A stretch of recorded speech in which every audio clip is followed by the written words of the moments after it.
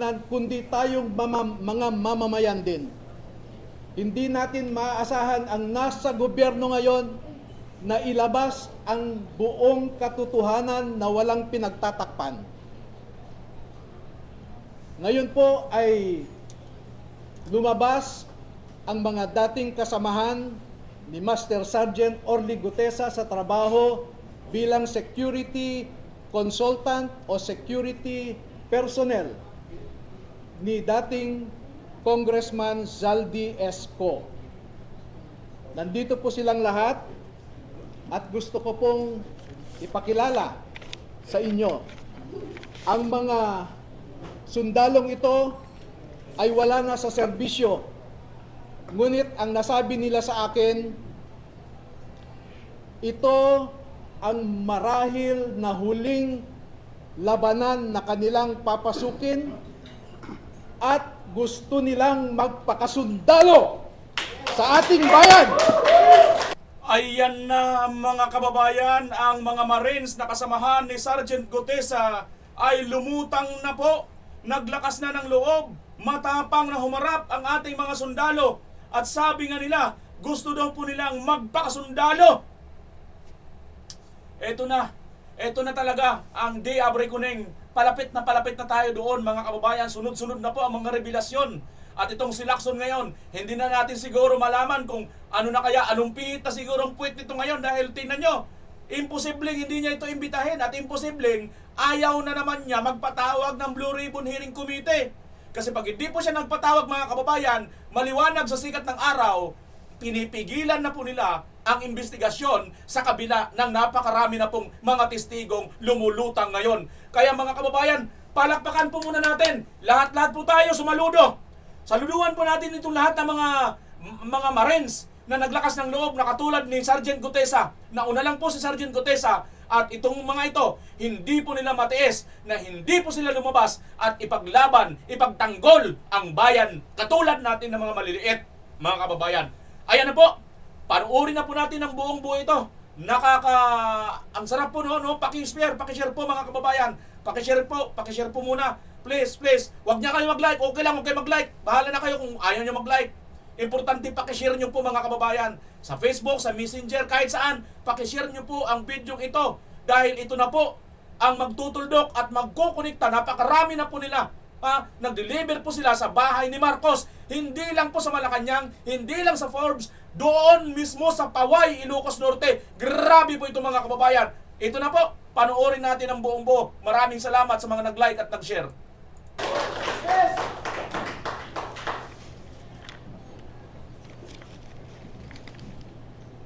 Tinatawag ko po ang isang magiting na Pilipino, si Bernard Tube. Opo. Ayun na. Si Ross, tumatanda na po. Si Rosbert Waupan. Si Benny Bulontate. Si Johnny Budwan. Si Rodante Orbillo. Rainy Boy Julian. Christopher Esquivel. George Villalon Jr.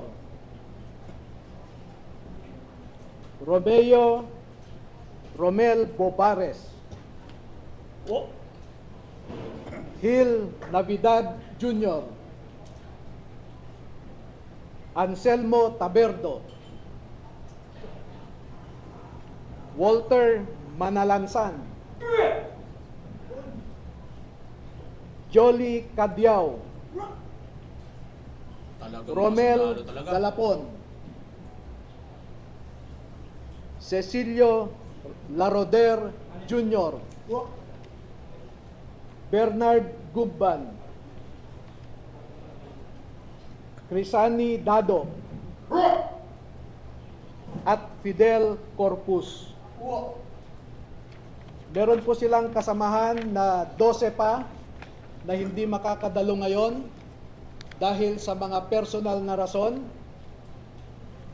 Ang dalawa ay meron silang kasama sa buhay na nagtatrabaho pa sa gobyerno at meron silang pag-aalinlangan na maaaring maapektuhan ang trabaho ng kanilang mga asawa. Yung 10 na hindi pa nakadalo ngayon ay tinatawag ko po na second batch. Gako, may At second lalabas batch pa. din po sila sa tamang panahon.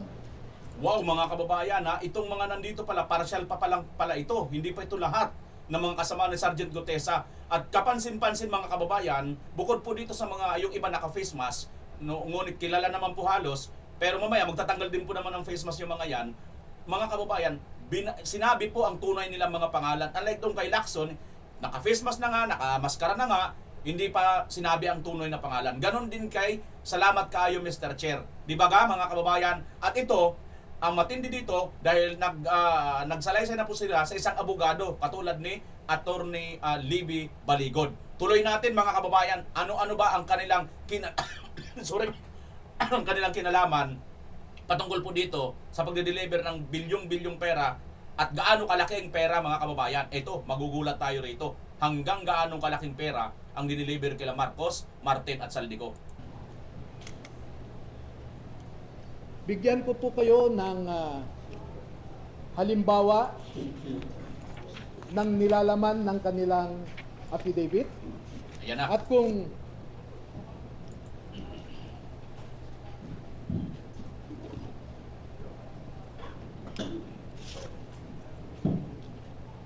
ang proseso po kung paano ninakaw ang pera Ayan na. sa kaban ng bayan Ayan na. Nakaka-excite ito. ay pwede nating ilarawan sa prosesong ito.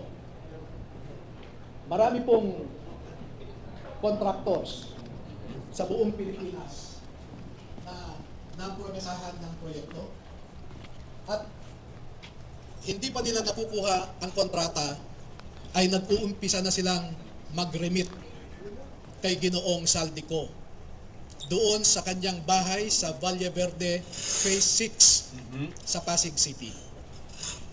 At daan-daan na maleta ng pera ang dumarating doon. Merong employee si Ginoong Saldico na binibilang ang mga pera na dumarating sa Valle Verde 6. Pagkatapos nito ay binabalik nila sa maleta ulit at dinadala sa penthouse ng Horizon Homes sa BGC. At mula sa Horizon Homes, doon na manggagaling ang ibinibigay sa iba't ibang mga politiko at mga personalidad sa ating lipunan. Ang halimbawa po ng proseso ay nag-uumpisa sa pagbilang nila ng pera. Pala yun. Ang susunod po,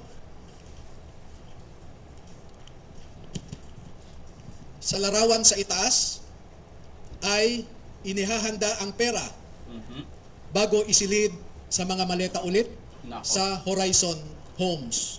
Detalyado, At yung mga larawan sa kababayan. ibaba ay isang halimbawa ng pag-deliver ng pera sa bahay ng isang mambabatas. Makikita po ninyo na may nangyari kay Master Sergeant Gutesa. Sa aking tanggap na impormasyon ay napilitan siyang mag-execute ng isang affidavit na kung saan ay sinasabi niya na hindi siya kasali o wala siyang nalalaman sa mga pagde-deliver ng mga mali-malitang pera. Pero makikita po ninyo dito na siya mismo ay kasama sa pagde-deliver ng pera. Kaya naaawa po ako ngayon sa sitwasyon ni Master Sergeant Gutesa dahil ginawa siyang sinungaling. Nako.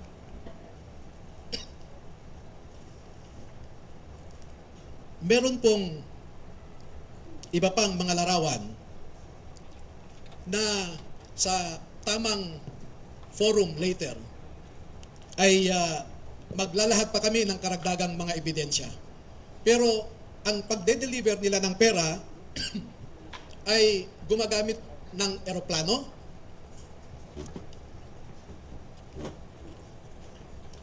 gumagamit din sila ng helicopter,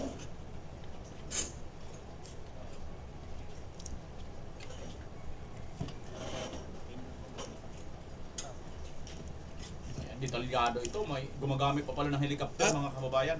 ganito po ang mga dinideliver sa mga bahay ng ilang mga mambabatas. Ayan na. Tumpak yan kay Saldico, no? Ganyan din ang mga picture. Makikita ninyo sa itaas na larawan ang hilera ng mga maleta na ang laman ay pera.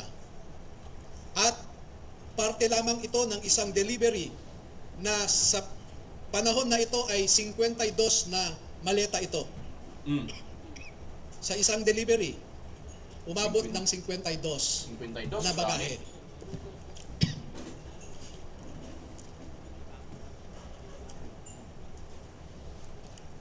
Makikita rin po ninyo na ang ating mga ebidensya ay minsan kinukuhanan ang buong bahay ng mambabatas, buong bahay ng mga ilang nasa media, yung tinatawag nating mga media operators.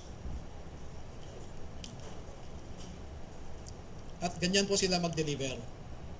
No?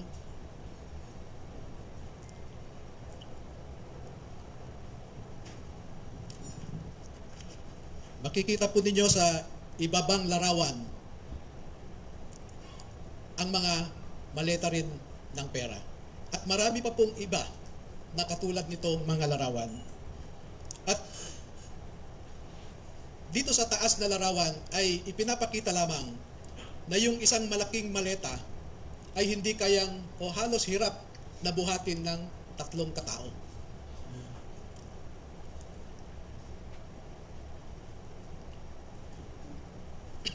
Ngayon po ay merong pangalawang aspeto ng affidavit ng ating mga magigiting na Pilipino na nasa harap natin ngayon. Meron silang mahalagang napansin, na obserbahan, at alam sa kanilang personal na pananaw dahil nasali sila sa isang importanteng operasyon. Ito po ay patungkol sa nangyaring operasyon ng ICC.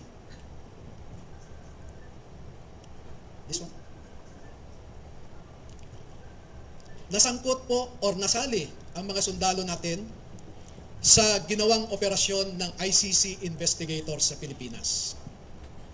Unang dumating ang mga ICC investigators sa Pilipinas noong December 2028. Mhm. December of 2023. At bago mag-December 2023 ay inutusan sila na magpapalit ng peso to dollars. 2 maleta. Tayo ka mga kababayan ha, ito kaya yung sinasabi niya. Mayroon kasi ditong post din si Congressman Mike Defensor. Ito kaya yun mga kababayan, ang sinasabi dito ni Attorney Libby Baligod. Panoorin natin ha. Na ang bawat maleta ay may nilalaman na 56 million pesos. Kaya nakapagpalit sila ng equivalent to $2 million. At ang sabi ng mga executive assistants ni Ginoong Saldico ay pinaghahandaan daw nila ang pagdating ng foreigners. Tayo ka kabayan, itong post ni Attorney Congressman Mike Defensor. Question that the ICC must answer. The ICC move against President Rodrigo Roa Duterte in 2023, 5 years after the Philippines had already withdrawn from the Rome Statute, 5 years after we left. Ayan mga kababayan, sandali ha. Parang ito yata ang tinutukoy oh. Ayan oh. Chantal Daniels, ICC team leader. Nakita po ito sa Makati City. Ayan. Ano pa? At dito naman, Duterte pinayagang umarap sa ICC via video link. Screen grab picture of Chantal Daniels. Oy, sandali, Chantal Daniels. Siya yun, ayun yung sa likod nitong nitong kalbong panot. Kalbong panot itong negro. Siya yan.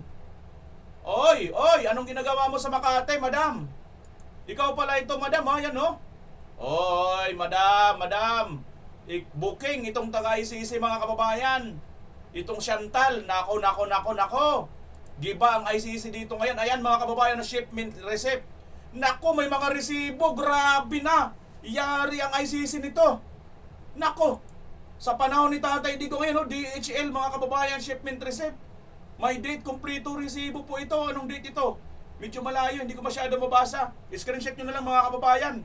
Ay, tuloy natin itong sinasabi na Atty. Baligod, ha? Naku, booking. Huli na itong mga animal na to, ICC na ito. At kalaunan ay nakilala ng mga ito na ang foreigners na binabanggit ay mga ICC investigators. At nakapaloob dito na ang ginawa nila ay mag-interview ng mga witnesses na ipinapaarating sa kanila ni Sunny Trillanes. Wala silang ibang in-interview na mga witnesses, kundi ang mga tao lamang na pinapadala ni Sunny Trillanes. At ibinigay kay Sunny Trillanes ang pondo Nako, ayan na. para sa pag-asikaso sa mga ICC investigators na ito. Kaya naman po, lahat ng sasakyan na ginamit, lahat ng hotel accommodations ay sinagot ni Saldico at saka ni Sunny Trillanes. Nako. Napansin din po nila na lahat ng mga pag-interview ng ICC investigators ay sa mga pribadong lugar. Wala man lang government office. At makikita po ninyo ang madalas na pag-deliver nila ng mali-maleta at minsan mga paper bags naman na mga pera patungo sa mga nag-aalaga sa ICC investigators.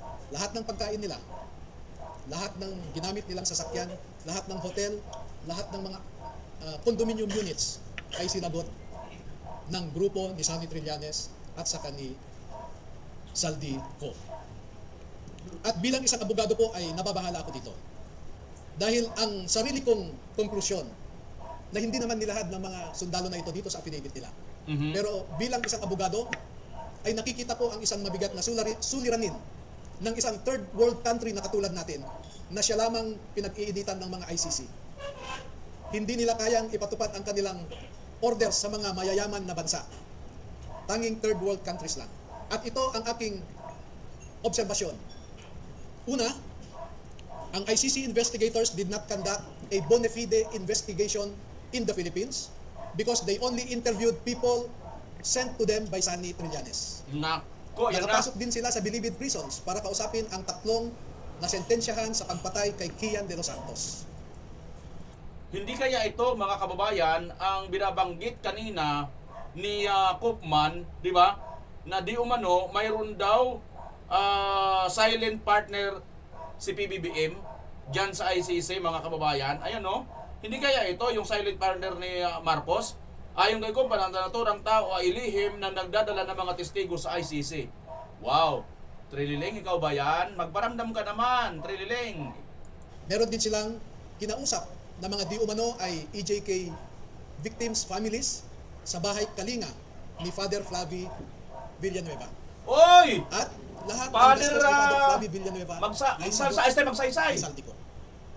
Number 2, dahil December 2023 lang unang pumunta ang ICC investigators sa Pilipinas, ay hindi nakakaduda that the ICC investigators manufactured the existence of ICC jurisdiction in the Philippines because the residual jurisdiction of ICC ended in March of 2019, or 1 year after the Philippines deposited its articles of withdrawal in the United Nations. Number 4, the ICC investigators themselves committed graft and corruption. Dahil bakit hinayaan nilang lahat ng sasakyan, lahat ng pagkain, lahat ng accommodations nila ay sinagot ng mga tao na kilala naman nila na kalaban ng kanilang iniimbestigahan. At panglima, ang mandato ng ICC ay di umano protektahan ang human rights ng mga tao. Pero bakit hindi sila nagbigay o nirespeto ang human rights ng isang tao na kanilang iniimbestigahan sa pamamagitan sana ng pag-imbestiga ng mga ibang tao na hindi pinapadala ni Sunny Trillanes. So yan po ang buod ng kanilang affidavit. At una ko nang ipaalam sa inyo na bago po kami magbigay ng buong kopya sa inyong lahat, ay pahintulutan muna ninyo kami na isumite ito sa Office of the Ombudsman para makita natin kung umaandar pa ang sistema sa Office of the Ombudsman. Tingnan niyo mga kababayan, parang kumukunik-kunikta ito, no? Doon sa pangyayari na ito daw si Trillanes, no, ay nakikipag-usap ito kay Saldico na tungkol dito sa ICC, di ba? Na nandito na sa Pilipinas. Di ba may lumutang noon? Nilabas yata yun nila kay Eric yung, hindi ko alam kung pati passport, di ba? Pero may passport tayong mga nakita noon. So nagtugma-tugma talaga mga kababayan. Ito na ngayon. Nire-reveal nito mga ito na si Trillanes, no? At saka si Saldico, yun nga, nagsasabuatan sila tungkol dyan sa ICC. Dahil isa ang ngayon ombudsman natin na binanggit dito sa affidavit. Pangalawa, ay magsusumiti rin kami sa ICC mismo para malaman ng ICC ang so that ICC will know how the ICC investigators conducted themselves in the Philippines. At panghuli ay magbibigay kami ng kopya sa lahat ng embahada ng mga bansa na kasapi sa ICC para malaman nila kung paano gumalaw ang ICC. Alam naman natin na bawat bansang miyembro dyan ay nagko-contribute sa ICC. Pero katulad ng kino-contribute nila, ang mga litrato na naipakita ko sa inyo ay makikita ninyo kung saan pumupunta ang ating mga buwis. Now you know where our taxes go. Now you know at least where our taxes went.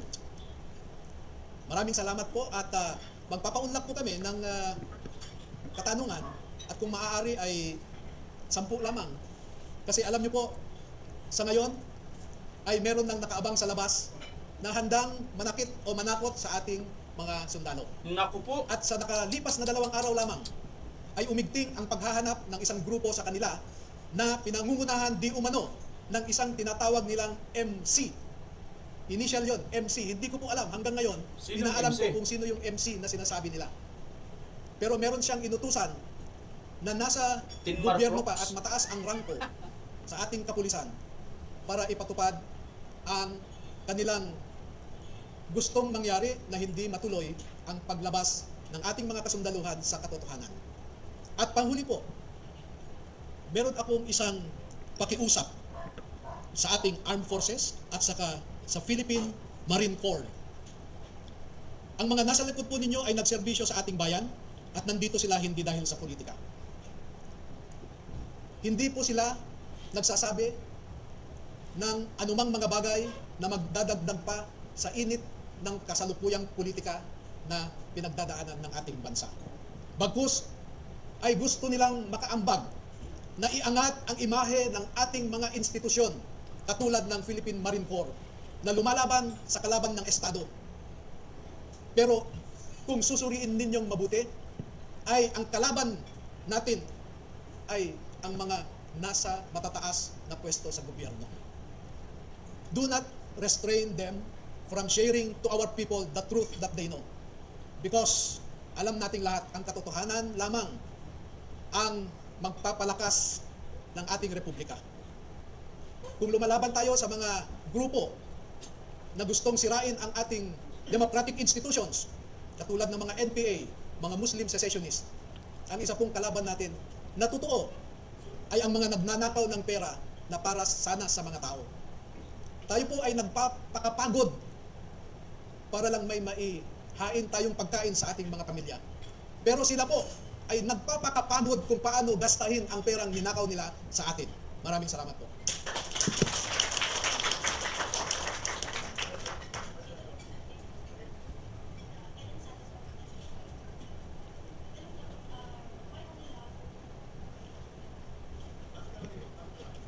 tindin mga kababayan, no?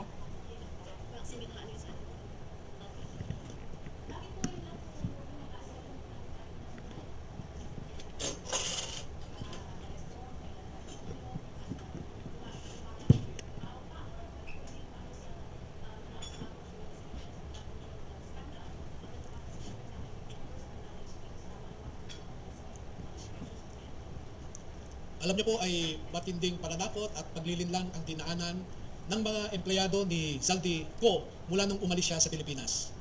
At katunayan, yung MC na binabanggit ko kanina ay tinakot ang mataas na opisyal ng mga ito.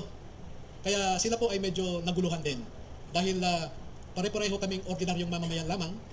At noong nakita nila at nakita ko ang pagtrato ng Senado kay Master Sergeant Orly Gutesa na dapat sana ay inalagaan nila dahil siya ay nagsasabi ng totoo. Ngunit dahil sa politika ay ang kinalabasan siya pa ang naging masama. At katulad ng sabi ko, makikita po ninyo na yung mga nagnanais na mapagtakpan ang katotohanan ay pinilit nila si Saldico na mag-execute ng isang affidavit na nagsasabing pinilit lang siya ni Senator Marcoleta, pinilit lang daw siya ni dating Secretary Mike Defensor, at isinabi niya doon na hindi daw totoo ang kanyang sinabi na meron siyang kinalaman o partisipasyon sa pag-deliver ng mga mali-maleta ng pera. Pero ipinakita po namin sa inyo ang isang larawan na kung saan nandoon si Master Sergeant Gutesa nakasama sa pagde-deliver ng pera. Pero gusto kong iliwanagin din na si Master Sergeant Gutesa ay na-assign sa isang media operator ni Saldico. Pero sinisweldohan siya ni Saldico. At di kalaunan ay dahil kulang ang tao sa pagde-deliver, kinuha si Master Sergeant Gutesa at 2 linggo lamang siyang nasama sa pagde-deliver. Pero alam niyo po ang mga kasundaluhan na nasa harap ninyo? Mula September 2022 hanggang sa kagitnaan ng 2025 Nako. ay 3 hanggang 4 na beses kada linggo Oh, na nagde-deliver ng pera sa Forbes Park at sa Aguado sa tapat ng Malacanang. grabe. Mahigit 100 beses silang nag-deliver at kada delivery ay hindi bumababa sa 20 na maleta. Naku po. At minsan umaabot nga ito ng 52 na maleta na kinailangan pa nila ang 6 na vans para ma-deliver lamang ang mga maleta na ito.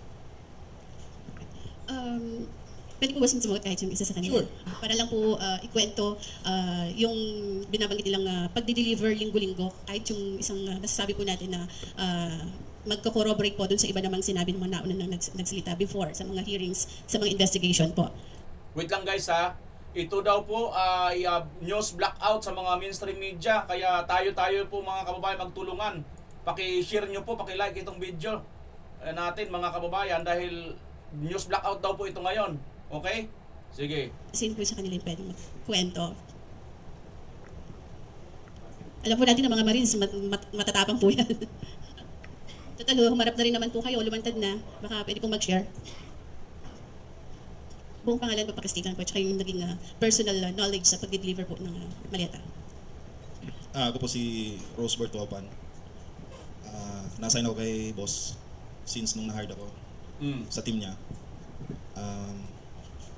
Meron kaming group chat na sa team namin kay boss Rizaldico. Okay. Doon pinupost lahat ng mga kung saan mag-deliver, kanino, at kung ilang maleta. Yun po. Nakapag-deliver po ba kayo ng maleta sa Malacanang at or sa bahay po ni Pangulong Marcos?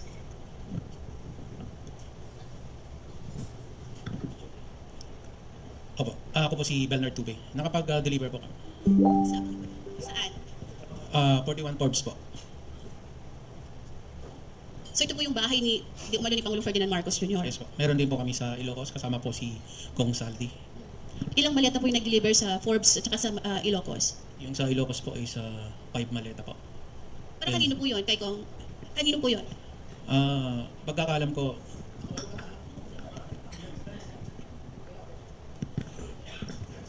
Para maklaro lang, no? Nag-deliver sila sa Ilocos Norte, sa bahay mismo.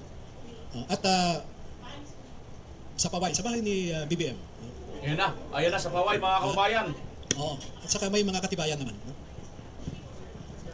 Next question po, si Pampong ng Third Floor Studio YouTube, sir. Attorney, sino po ang nasa taas ni Zaldico para ho yung lakas ng loob niyang magbaba ng mga utos na yan, sundin ho ng ating matatapang na men in uniform na ito?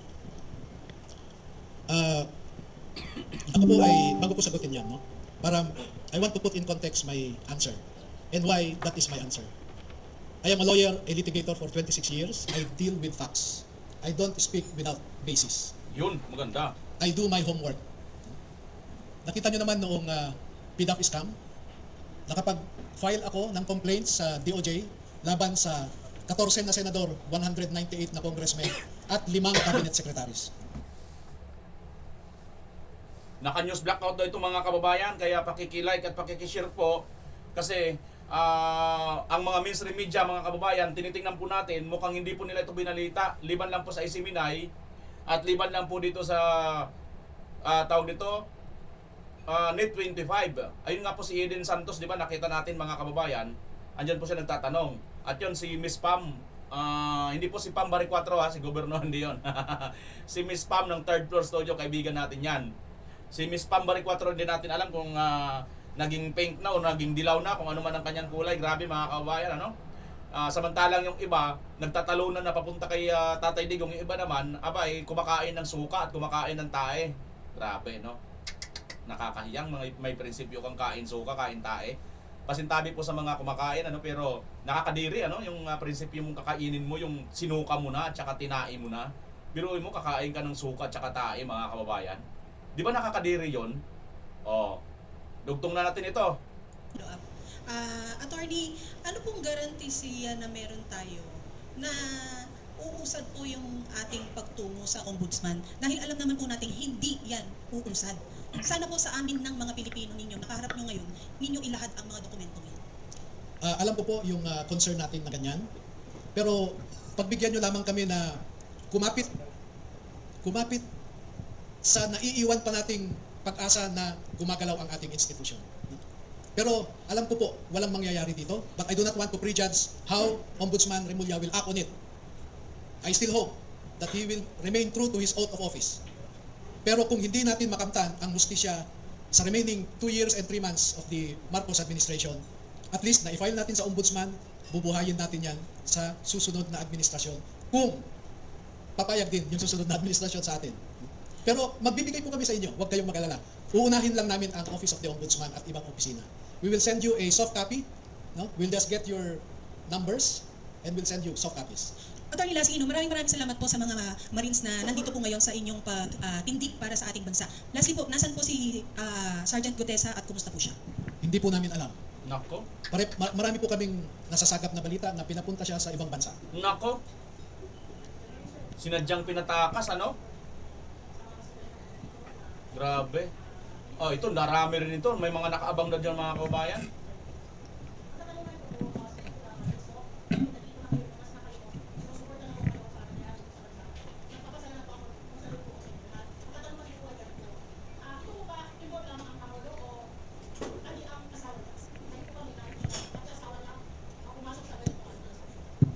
Ako na lang sasagot. Alam niyo po ay iniiwasan namin na isangkot ang mga pribadong individual. No? And I consider the First Lady as still a person outside of government. Okay? So technically, she is not a public official. The same treatment is accorded to some media practitioners who receive several maletas. Nako. At ang sabi ko nga, hindi naman siya public official, bahala siya sa buhay niya. No? Ang focus lang po namin ay public officials. Bakit? Dahil sila ang pinagkatiwalaan natin na pangalagahan ang mga Pilipino. Teka, sino yung severals na mga mga mainstream media na tumanggap din ng malita, agoy, kaya naman pala mga kababayan. Nako, kaya siguro na blackout ito. Pero inihahambing ko sila sa isang pinagkatiwalaan na kasambahay. Pasensya na po sa mga kasambahay. Paghahambing lamang ito. Pero nangyayari naman ito sa totoong buhay na pinagkatiwalaan mo yung kasambahay pero pinagnakawan ka niya. Ito, mas masahol pa sila.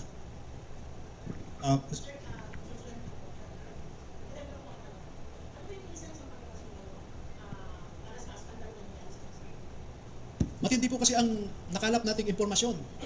Pati sa COMELEC, nadedeliveran ng mali-malitang pera. Ay, Paano kaya... ba tayo aasa na Putus ka. o maniniwala na ang Naku, lalo na mag-eleksyon. Alam nyo mga kababayan, ang makakatalo lang kay Vice President Sara Duterte, si Comelec lang talaga. Si Garcia lang. Tingnan nyo si talo na si pangalan nun, si Pastor Dila, pero nakaupo pa, di ba? Talo yun ha. Oh. Tapos yung Duterte Youth Party List, 3. yung kanilang napananulan. Tinanggal din ni Kumilik, ni Garcia. Sino ang nandun ngayon? Yung mga impeying terorista. Di ba? Naku, grabe mga kababayan. Kaya itong Kumilik, kaya naman pala. No, ayon dito kay Atty. Libby Baligod ha, nadideliveran din pala ng malita. Kaya naman pala, nako, pati mga mainstream media, nako. Mga nakaupo ngayon sa pwesto ay tunay na halal ng taong bayan. Yung anomalya po sa COMELEC, as early as the elections of 2016, I participated in the gathering of evidence to prove the Smartmatic anomaly. And you can ask now Senator Soto, Senate President Tito Soto, about the information that I gave him to prove na maanomalya ang ating eleksyon. Meron po kaming ebidensya na ibinigay sa Senado na isipin po ninyo bukas ang halalan, pero may mga vote counting machines na kahapon ay nagtatransmit na. At ang prueba namin po dyan ay yung machine lag na ang paliwanag ng COMELEC noong 2018 investigation ay baka po yan ang final testing and sealing noong kinagabihan ng eleksyon. Eh, hindi po pwede yun. No? At ang may mga nakaupo sa Senado ngayon na sila ang nagharang sa investigasyon na yan. At hanggang ngayon, niloloko pa rin tayo ng COMELEC. Seryoso? Hindi. Seryoso. Ang mga senador natin, nadeliberan. Bakit? Alam namin po ang rason. Ang mga mambabatas, grabe, ang description nga ng mga ito ay matakaw yung ilan dyan. At ang nakaka-insulto po, ay yung mga maiingay sa Kongreso, ay sila palang matitinding tumanggap ng mali-malitang pera. Botres As I ka said, kaya naman pala. executive, the legislative branches of our government are at their lowest in terms of integrity. Kaya pala. Executive, ganun din. May mga perang galing sa mga iba't ibang departamento. Ang tinitingnan lang natin ngayon ay flood control. Tiningnan ba natin ang irrigation, for example? Baka mas matindi ang irrigation projects na anomalya. Tiningnan ba natin yung mga reforestation projects sa Department of Environment? Na sasabihin nagtanim sila, pagdating ng COA, hanapin ang tinanim, sasabihin lang nangamatay ang mga tinanim. Sir Charmaine Abong po from Abante. Balikan ko lang po yung sinabi po na nagpapadala ng maleta kay PBBM. Do we have timeline po kung kailan po nagsimula yun and kung hanggang kailan or natapos po ba ito? Bistado. Umpisa hanggang very recent, Anong year po ito? 2022. 2022. Hanggang ngayon po? Nung nabulgar na itong flood control anomaly, siyempre na-stop na. Nako. 2024 at anong year po? Around 2025, early 2025. Thank you.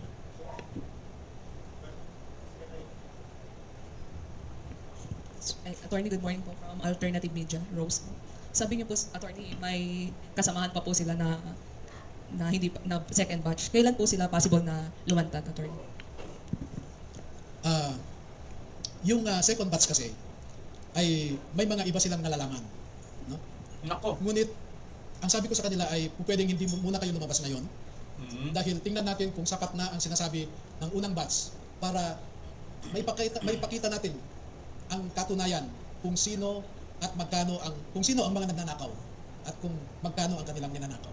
Kasi ang aking komputasyon po lamang base sa sinasabi nila ay umaabot na po ng 805 billion pesos. Naku po. Ang na-deliver nila umaabot ng 805 billion pesos. OMG mga kababayan, ito pa lang po ang dineliver pa lang po nila ay umaabot na po ng 805 billion pesos. Ganyan po kalaki mga kababayan. Versus doon sa pinag-iiyak nila kay BP Inday na 125 million. At kaya naman pala, napakahudas, napakabarabas istas nito mga demonyong mga young guns na ito at itong mga napakaiingay na mga krokodil dyan sa Kongreso kasi pala mga kababayan, para sila din pala na dilibira ng mga mali-malitang basura, pera. Nung Napoles, tens of millions lang o billions, no? Pero ngayon, trilyones. Trilyones pa pala. Sir, follow up no? Kung hindi po tayo mapapakinggan sa Ombudsman, ano pong next na hakbang natin? Sabi ko nga ay ibabahagi rin natin sa ating mga kababayan ang mga impormasyon na ito. At in a democracy, people decides. No? Kung ano sa tingin ng ating mga kababayan ang dapat gawin, ay siyang masusunod. At umaasa kami, umaasa ako, umaasa tayong lahat na sa tamang panahon ang mga kababayan natin, tayong lahat ng mga Pilipino ay gumawa ng tamang hakbang para maiangat ang ating bansa sa kumunoy na kung saan tayo nakalagmak ngayon.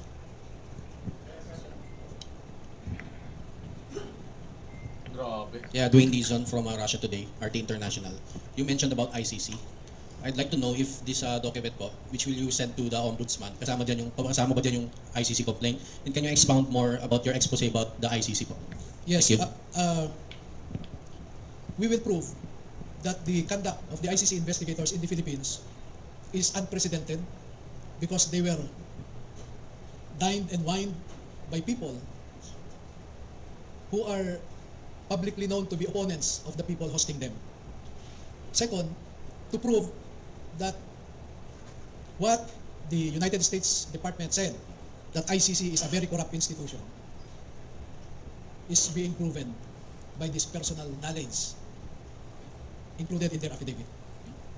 Maraming mga bagay-bagay pa na sa ngayon ay hindi namin maibahagi muna sa publiko, pero sa tamang panahon, tamang forum, ay magbibigay pa kami ng karagdagang ebidensya na hihigit pa dito. Ito, we want to tease. This is a teaser for our government agencies. This is a teaser for ICC to look deeper into our allegations, and we are prepared to provide the answers for their questions. Sir, good morning. Almar Forzuelo sa SMNA po, sir. Nabanggit nyo kanina na hindi uusad yung reklamo ninyo dito sa Ombudsman nga. Umaasa kayo na sa next administration na bibigyan ng pansin yung mga reklamo. Ang sinabi ni Vice President Sara Duterte na kung sakasakaling I have to cut you. Wala akong sinabi na wala tayong pag-asa sa Ombudsman na yun. What I said was, humahawak ako sa manipis na pag-asa na gagawin ng Ombudsman ang kanyang trabaho. At kung hindi naman, ay umaasa tayo na kung sino man ang susunod na administrasyon, ay tingnan ito. Itong mga aligasyon na ito. binanggit ni VP Sara na sakasakaling manalo yung kanyang katandem, ang magiging mandato ng kanyang Vice President ay hahabulin yung mga mastermind sa pagnanakaw nga sa kapanabayan. Ano masasabi mo dito, sir? Kami po naman, regardless of administration, now or the future administration, we are ready to cooperate. Kaya kami magsusumite sa Ombudsman because the first action that I'm expecting from the Ombudsman is to invite us and ask questions about their affidavit and more. Open kami na makipag-cooperate sa administrasyon na yun. Dito lang po, may iba lang. Attorney, ano po yung here po, Attorney Eden Santos from Net25 ulit. Ano po yung main objective ninyo sa paglantad ng ating mga sundalo at paghahayag ng kanilang nalalaman dito sa maanomaliyang flood control mess at iba pang korupsyon? Hanggang saan po kayo hahantong? Gaano po yung tapang na ninyong lahat? Alam naman natin yung mga critics ng gobyerno ay pinatatahimik po, no? Ilang congressman yung nasampahan ng kaso sa ethics, nasuspinde. May congressman na pinapalabas ng bansa dahil sa pagsasalita ng katotohanan. Kayo po, hanggang saan yung tapang at tibay ng ating mga sundalo para labanan ang korupsyon at mailabas po yung katotohanan? Now, as before, our intention is clear. We want to break the sense of impunity among our officials na tinatrato nilang personal account nila ang kaban ng bayan. Gusto nating basagin yung impunity na yan. Isipin mo, hindi sila takot. No? Isipin mo yung mag-release ka ng pera para nakawin lang. That's why, in their affidavit, we want also former DBM Secretary Amina Pangandaman to account for her neglect and for accepting something in return for his oversight, for her oversight. Nandito, si Secretary Pangandaman.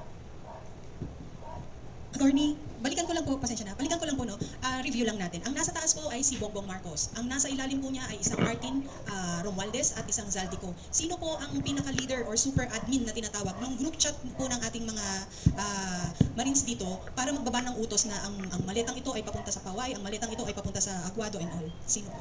Yung chat group na sinasabi kanina, ay minsan kasi dalawa lang ang kasama sa pag-deliver. At sasabihin, nag-deliver kami ng ganito sa ganyan. No? So, yung ibang membro ng chat group, wala silang personal knowledge. Dahil 2 o 3 lang ang nakasama. Katulad ni Master Sergeant Tube, for example, siya at saka si Saldico lang ang nag-deliver. No? So, sinashare niya sa chat group nila. So, yun yung context ng chat group. Yung leaders, yung administrator ng chat group, kasama dyan, meron kasing 5 na trusted executive assistants ni Saldico. At kung nagde-deliver sila o di kaya nagpipick up ng pera, ay kasama sila. At ang mga ito ang inuutusan lang na magbuhat, no? Magbaba, mag-akyat, etc. Katulad halimbawa, merong isang government official, taga Bucor, siya ang nag-deliver ng pera kay Saldico. Halimbawa, isang congressman na contractor, siya ang nag-deliver kay Saldico. So sila, Taga naabangan Bucor? yung delivery, then, ina-account yung pera sa Valle Verde, dinadala sa Horizon. Yung sa Bucor naman, parang 8 maleta ba yun? Bucor? 8 maleta ang dineliver kay Saldico. Hindi ko alam kung saan nanggaling yung binigay ng taga Bucor na yan. Teka sandali, Bucor. Sir, sorry. So all those times po na Bucor. Ito yung baka galing sa mga kubol doon. Di ba nagpagawa na ng mga hotel-hotel doon si Katapang? Hindi, baka lang naman hindi ko alam mga kababayan. Teka. Wala na tayong naaamoy doon sa Amuyin nga natin ano nang nangyayari doon. Makibalita nga tayo. Mukhang nabanggit itong Bucor na nanahimik si Katapang, di ba mga kababayan? na bit or binubuhat or ginugulong ninyo yung mga maletang yan, alam po ba nila na pera na po talaga ang laman? Alam niyo po na pera ang laman? Ito po, no? Halimbawa nito, makikita nyo yung portion na ito, krinap ko lang, tuhod yan ng isa sa kanila.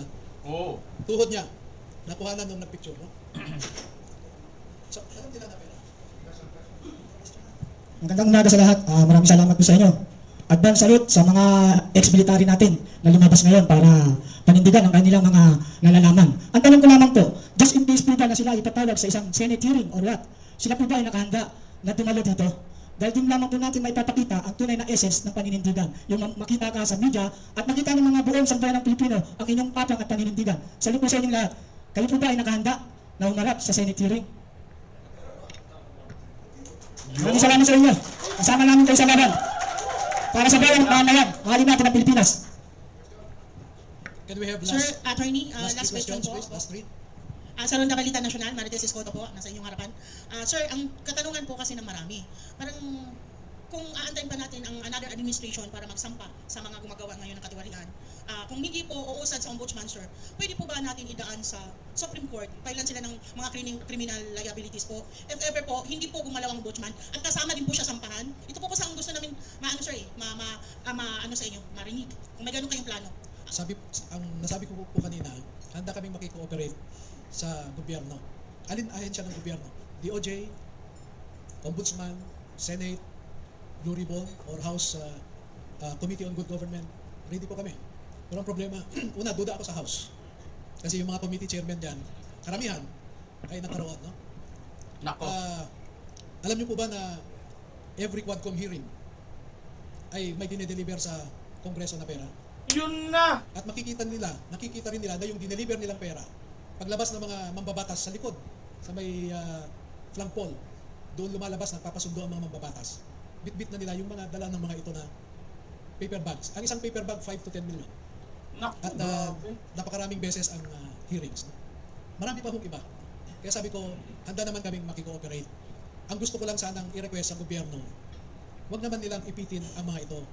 Huwag nilang gawin yung harassment katulad ng ginawa nila kay Sergeant Gutesa.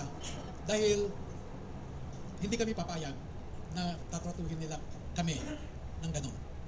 Alam ko, maraming nagpapagamit na nasa security forces. Maraming nagpapagamit. Pero isipin nila yung esprit de corps.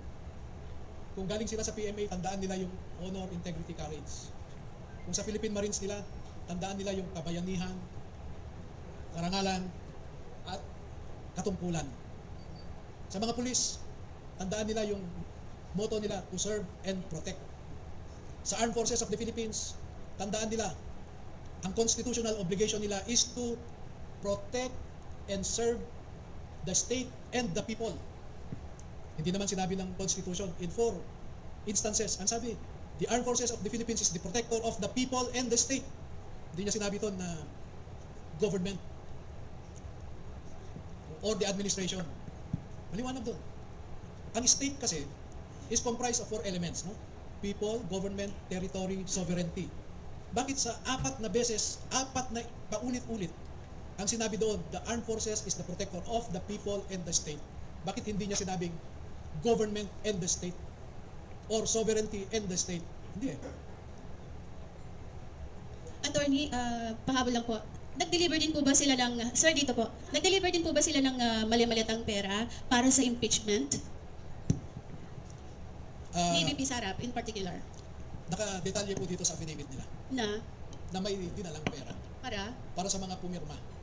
Okay? Sa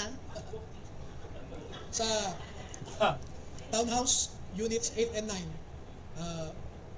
Polo Club, Manila Polo Club Townhouse, Units 8 and 9, Forbes Park. ilang maliat na po yung dinala doon? Parang nagbalik-balik yung tatlong vans na unang nag-deliver, bumalik pa ulit. Sabi ko nga po, yung mga tanong nyo kasi, lalabas na yung iba eh. So, 2 more questions please. Ako, attorneys, sunditin ko lang po yung tanong ni Ma'am Eden, ano po. Kasi mismong si Zaldi ko po ay naglabas din ng kanyang series of videos, ano ho. At meron din pong screenshot doon na merong release ng mga pera ng March 11, 2024, sorry. Ayan na, yung sa ICC. 5, nung kinuha si PRRD. Yun po bang release ng perang yon? Ay, si sir nakangiti. Yung po bang release ng perang yon para sa specific na yon, sa pagpapakidnap kay Tatay Digong? With due respect, and I hope you understand, we will reserve our answer to that because the ICC operation here was very sensitive, very deep, no? Matindi. And gusto kong i-reserve yung ibang mga ebidensya natin tungkol dyan. No? Baka sabihin nilang naninira lang tayo sa ICC, tapos i-connect kami kay Duterte dahil ongoing ang hearing sa confirmation of charges. No? Agent Morales lang po. Tanong ko lang doon sa mga kasama natin na nasa Marine Corps, ano? Ayon doon kay Sergeant Gutesa, miyembro siya ng intelligence unit ng Marines. Ilan yung intelligence, yung nakasin sa intelligence dito? Kasi bilang ano, no, katulad ninyo, galing din ako doon sa serbisyo. At sa kabilang doon sa mga dinaanan ko, panay intelligence unit. Ito bang mga ginagawa ninyo? Pumapasok ito doon sa daily intelligence brief na ginagawa ng mga units. Okay, kapatid, no? With due respect, and I hope you understand, there is a security implication for one to claim that he was Intel trained or he is Intel trained. Alam mo yan, no? We will not confirm or deny whether any or all of them underwent intelligence training. Huwag na lang. Okay? Attorney, pinakalas po, gusto ko, pwede po ba magsalita isa sa kanila kung ano yung nararamdaman na since alam nila na yung pera dinideliver nila galing sa papunta ng korupsyon, ano po pakiramdam nila habang ginagawa yung mali ayon sa kanila? Pwede po magsalita isa sa kanila po para maunawaan po kung ano yung essence na lumabas sila ngayon at bakit ngayon lang.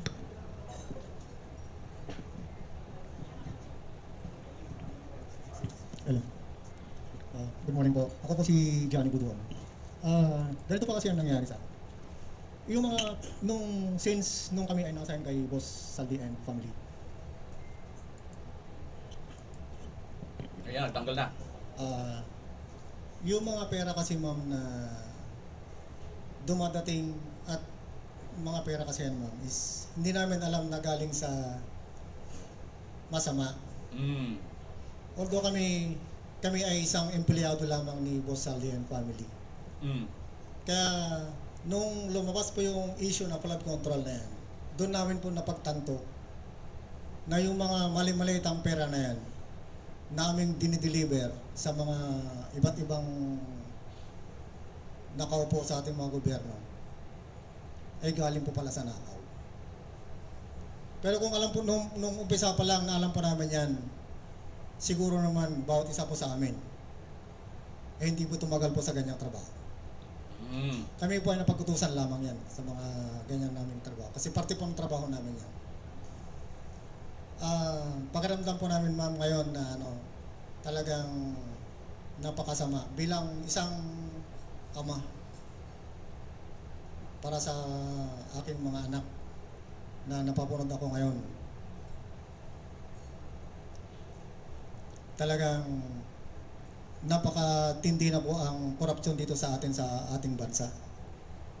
Kaya pakiusap po, sana maintindihan nyo kami sa aming layunin para maibsan na po o matapos na po itong korupsyon na ginagawa ng ating gobyerno. Maraming salamat po.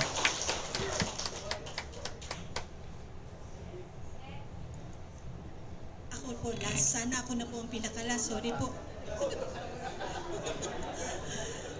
Sana rin, isa rin po sa kanila or ilan sa kanila ang makasagot din po sana. Ano po ang malaking pagkakaiba ng administrasyon ni PRRD sa administrasyon ngayon ni Bongbong Marcos na kayo rin po ay nakapaglingkod?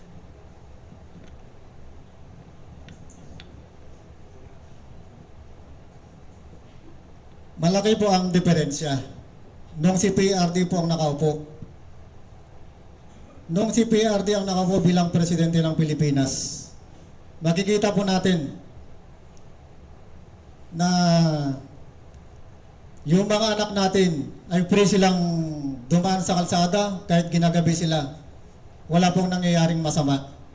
Pero ngayon, napakatindi. Ultimo bata, nire-rape ng mga animal na mga punyetang mga rapist na yan. Mga adik. Yan. Lumantad na lahat ng mga adik.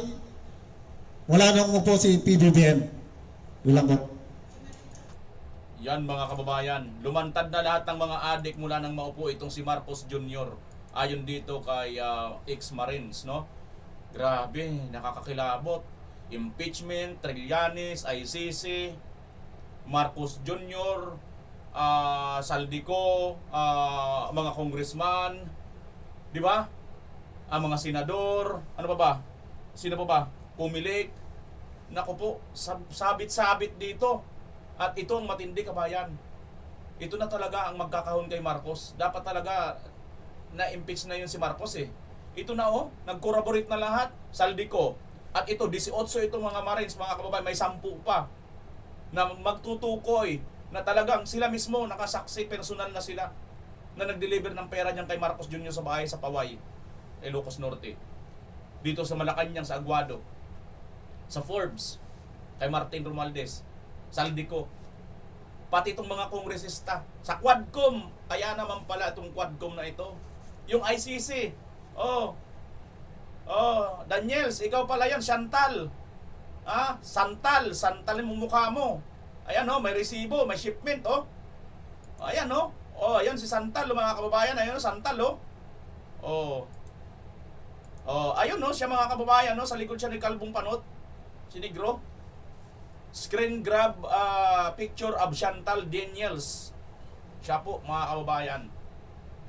Kitang-kita po ngayon ang pangyayari dito kung paano nagkukunik-konektado itong lahat ng itong mga isyu. Iisa po ang pinupuntahan at ang puno at dulo nito, BBM Marcos Jr. Kaya kabayan, ano pang hinihintay mo, no? I-share mo na itong video dahil hindi daw po ito ngayon, wala daw po ito, hindi ito kinuber ng mga mainstream media. Sayang hindi natin nakakuha ito, no? Sana nag-cover din tayo ng live. Anyway mga kababayan, at least nandiyan na po, na-reaksyonan na natin to. Sige kabayan, kung ano masasabi mo? Kung kaya mo pa ba? Naatim po ba na hindi magsalita patungkol dito? Bahala ka sa buhay mo. Basta kami na mga Duterte supporters, ayaw na namin ng ganitong pangyayari. Kaya patuloy po kayo mag-iingay sa kabila ng napakabigat na laban na ito. Mga kababayan, maraming salamat. At sana hanggang dito ngayon nakarating ka at i-share mo na rin tong video na ito. Bye-bye po Pilipinas. Bye-bye.